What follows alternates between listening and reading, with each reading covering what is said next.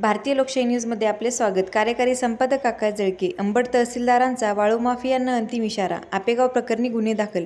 तालुक्यातील अवैध वाळू उत्खननाविरोधात महसूल विभागाने मोठी कारवाई करत आपेगाव साष्टपिंपळगाव शिवारातील प्रकरणी गोंदी पोलीस ठाण्यात गुन्हा क्रमांक 0042/2026 दाखल केला आहे। 16 ते 17 फेब्रुवारी दरम्यान गोदावरी नदीपात्रातून विनापरवाना वाळू उपसा व वाहतूक केल्याचे निष्पन्न झाले। हायवा MH21 BH 5939 मालक सचिन अशोकराव देशमुख व लोडरधारक मंगेश माऊली चौधरी यांच्यासह 10 ते 12 अज्ञात साथीदारांविरुद्ध कारवाई करण्यात आली आहे। अंदाजे 30 ते 40 ब्रास वाळूची बेकायदेशीर विक्री झाल्याचा आरोप आहे। विजय चव्हाण तहसीलदार अंबड यांनी इशारा देत म्हटले आहे की दंड न भरल्यास संबंधितांच्या जमिनीवर महाराष्ट्र शासन नाव नोंदवून लिलाव प्रक्रिया राबवली जाईल। तसेच महाराष्ट्र जमीन महसूल संहिता 1966 अंतर्गत थकबाकीदारांना दिवाळखोर घोषित करून अटकेची कारवाई केली जाईल। गुन्ह्यातील वाहने व यंत्रसामग्री कायमस्वरूपी जप्त करण्यात येणार आहेत। तालुक्यातील 25हून अधिक गावातील अवैध केंद्रांवर महसूल पथकांचे सर्वेक्षण सुरू असून नागरिकांनी माहिती देण्याचे आवाहन प्रशासनाने केले आहे। नमस्कार। मागच्या 2-3 दिवसापूर्वी मौजे आपेगाव या ठिकाणी काही अज्ञात लोकांनी अवैध उत्खनन करत असल्याबाबतची मला गोपनीय माहिती मिळालेली होती। त्या अनुषंगाने मी माझे तहसील कार्यालयाचे जे पथक आहे त्या पथकांना त्या ठिकाणी पाचारण करण्यात आलेलं होतं।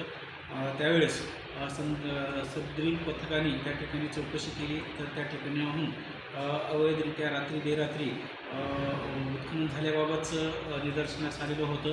त्या अनुषंगाने त्यांनी पंचनामा केला आणि त्या ठिकाणी चौकशी करून काही नावं निष्पन्न करण्याचा त्यांनी प्रयत्न केला।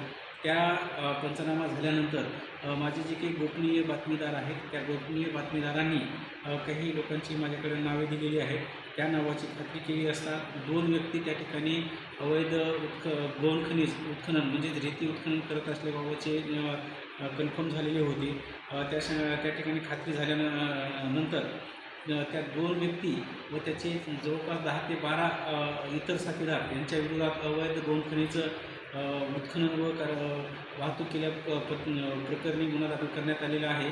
सदर विशेष बाब म्हणजे अंबड तालुक्यातून मोठ्या प्रमाणात कारवाया होत आहेत याबाबतची कल्पना संबंधित अवैध गौण खनिज चोरी करणाऱ्या माफियांना लागलेली असल्यामुळे त्यांनी विहा मांडव्याद्वारे तालुका पैठण या मार्गाने छत्रपती संभाजीनगरकडे वाहतूक केलीबाबतचे निदर्शनास आलेले आहे।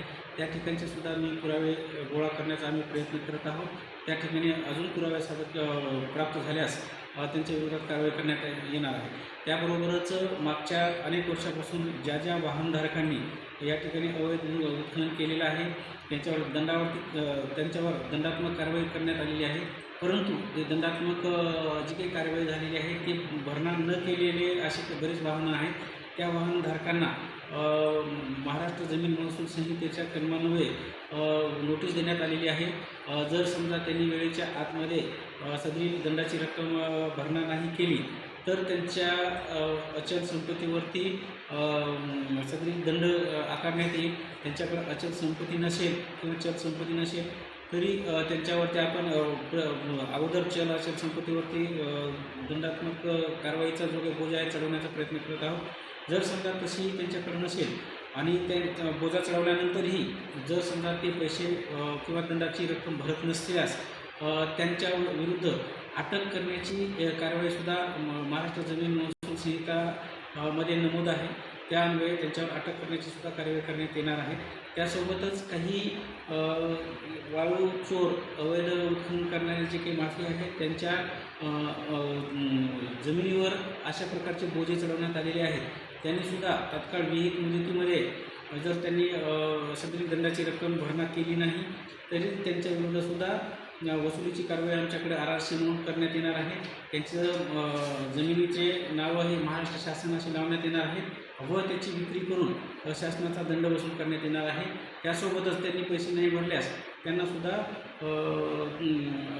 महाराष्ट्र जमीन महसूल च्या संहितेच्या कलमान्वये त्यांनासुद्धा अटक करून त्यांना जेलमध्ये टाकण्याची या ठिकाणी तजवीज ठेवण्यात आलेली आहे। माझी अवैध गौण खनिज उत्खनन करणारे जे काही किंवा वाहतूक करणारे जे काही माफी आहे त्यांना आव्हान आहे की कोणत्याही पद्धतीने अंबड तालुक्यामध्ये आपण अवैध गौण खनिजाची उत्खनन किंवा वाहतूक करू नये। जेणेकरून आपल्या विरोधात मला अप्रिय कारवाई करणे भाग पडेल. त्यासोबतच त्यावरही काही माफिया जर ऐकले नाही तर त्यांच्या विरोधामध्ये गुन्हे दाखल करण्याची सुद्धा कारवाई करण्यात येणार आहे. फक्त आपेगावच नाही तर इतर ठिकाणी म्हणून ज्या काही ठिकाणाहून अवैध उत्खनन होत आहे त्या ठिकाणची सुद्धा मी माहिती माझ्या गोपनीय सूत्रामार्फत घेत आहोत आणि त्यांच्या विरोधात पुरावे गोळा करून त्यांच्या विरुद्ध गौण खनिज उत्खनन केल्याप्रकारे गुन्हा दाखल करण्यात येणार आहे. दंडात्मक कारवाईसुद्धा करण्यात येणार आहे. बरेच अवैध गौण खनिज वाहतूक आणि उत्खनन करणारे लोक यांचा असा समज आहे की त्यांच्या नावावर गाडी नाही आणि दुसऱ्याच्या नावावरची गाडी किंवा इतर तालुक्यातील किंवा इतर जिल्ह्यातील गाडी आणून ते वाहतूक करत असल्याबाबतचेही बरेच अनेक प्रकरणे या ठिकाणी निदर्शनास आलेले आहेत. तरीसुद्धा आम्ही त्यांच्या बाबतचे सुद्धा सगळे पुरावे आम्ही गोळा करून त्यांच्या विरोधातसुद्धा सक्त कार्यवाही करण्यात येणार आहे. त्यासोबतच जे काही विदाऊट नंबरचे वाहनं आहेत त्यांच्या अनुषंगानं आम्ही RTO विभागालासुद्धा पत्रव्यवहार केलेला आहे आणि त्यासोबतच RTO विभागाचे सुद्धा पथक या ठिकाणी पाचारण करत आहोत. त्यासोबतच नॅशनल हायवेवरचे जे काही पोलीस आहे हायवे पोलीस त्यांनासुद्धा आम्ही पत्र लिहित आहोत. त्यासोबतच वायुविभाग बाबतचे जे काही पोलीस कर्मचारी आहेत त्यांनासुद्धा आम्ही पत्रव्यवहार करून असे बिना क्रमांकाचे गाड्या जर त्या गाड्यामार्फत जर उत्खनन किंवा वाहतूक करत असतील तर त्यांच्या विरोधातसुद्धा सक्त कारवाई करण्याकरताचे लेखी पत्र आम्ही काढलेले आहे. त्यासोबतच ज्या वाहनधारकांनी पैसे भरलेले नाही त्यांच्या RCवरती सुद्धा आम्ही बोजा चढवलेला आहे आणि त्यांचे वाहनं ब्लॅक लिस्टेड केलेले आहे. ती ब्लॅक लिस्टेड वाहनंसुद्धा जप्त करून तहसील कार्यालयात लावण्याकरता RTO यांना आम्ही पत्रव्यवहार केलेला आहे.